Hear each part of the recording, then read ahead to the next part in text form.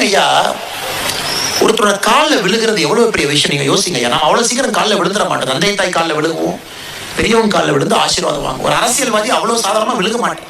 ஏன்னா ஓட்டு போடுற மக்கள் பார்ப்பாங்க, ஓ நீ என் நாட்டு பிரதமர், நீ இன்னொரு நாட்டு பிரதமர் காலில் விழுகிறியா, அப்ப நீ சரியான ஆளுலாம் ஓட்டு போட மாட்டேன். அதையெல்லாம் தாண்டி அந்த நாட்டினுடைய பிரதமருடைய காலில் போய் விழுகிறார். அந்த மனுஷனுக்கு எவ்வளவு பெரிய மனசு. ஜேம்ஸ் பாப்பானியுடைய பிரதமர் அடுத்த நாள் நிகழ்ச்சியில் பிரதமரை வைத்துக் கொண்டு அவர் சொல்லுகிறார், அந்த நாட்டினுடைய பிரதமர் எனக்கு யாரு காலம் விழ வேண்டும் என்கின்ற அவசியம் இல்லை. அமெரிக்கா, சைனா எல்லாமே பெரிய பெரிய நாடுகள். ஆனா இந்த கொரோனா காலகட்டத்தில் பார்த்தீங்கன்னா எங்க நாட்டுல மருந்து இல்லை, உள்நாட்டுல ஊசி எல்லாம் எதுவுமே இல்லை எங்களுக்கு.